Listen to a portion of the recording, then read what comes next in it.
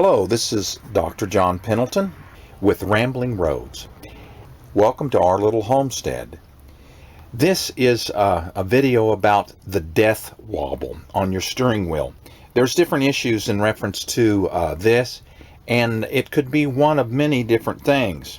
There's quite a different discussion in reference to it.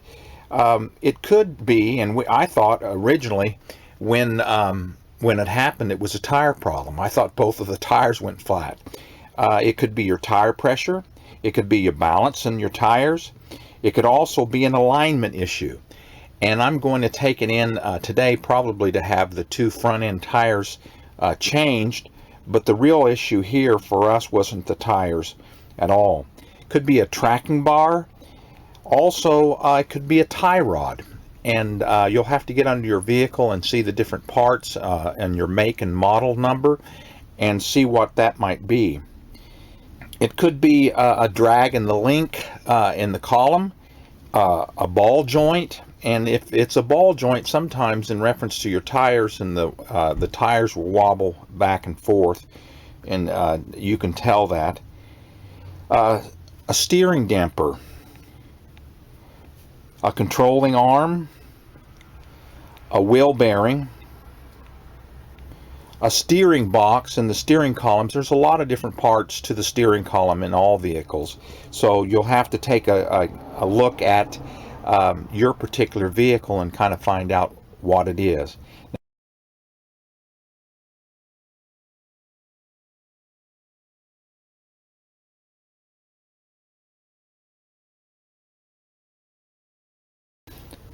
Now, as for us, this morning I'm here at Napa, and I ordered the parts yesterday, and we found out and think it was the sway bar.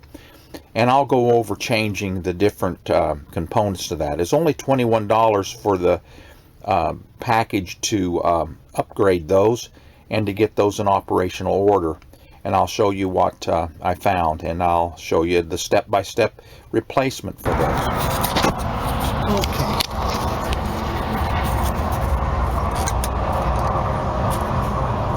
Okay, these are the sway bar gaskets. It's a long bar that goes across to here, and the 4 gaskets on this are basically done. Now the tie rod itself looks fine. I've looked over that, and everything seems to be fine.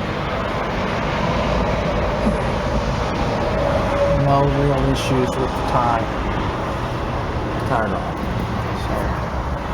So I'm going to replace these gaskets here. I'm going to use a little liquid wrench to begin with, and let me tell you, there's a little cylinder that goes in between there to keep you from tightening it down things too tight. So I'm going to spray this with a little liquid wrench, take it apart, and then put the gaskets in. Okay, 15 millimeter wrench, and we've got to unloosen this and then put the bushings on. Now I went ahead and I painted here to stop some of the rust problems.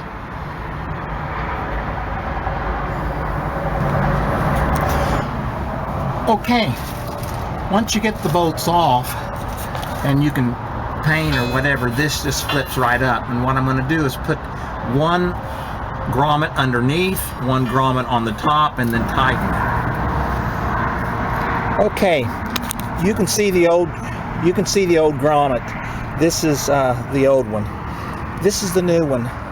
This goes on the bottom, and it has a little sleeve in there to keep you from tightening it up too tight. So I put the sleeve in there, and then I'm going to put this on the top with the cap on either end. And the caps I've freshly painted, and they're right here. Okay, I want to say something else in reference to the nuts that came off of this sway bar. They were 3/8, and as happens sometimes, these get stripped out, so my standard 3/8 wrench wouldn't turn, so I had to go in and get an adjustable crescent wrench. And here's the adjustable crescent wrench set. and it was able to allow it to catch this one that was stripped, so I could actually take it off. And then the arm, like I said, just pushes up. You put on the grommets and then tighten it down. Okay, the things have been redone, and I put a little paint on things to cut down on the rust. And there's the other gasket. So one gasket there. There's actually 4 gaskets. 2 gaskets there, and 2 gaskets there. I hope you've enjoyed this. You can do it yourself. It just takes a little time. God's blessings. Be safe.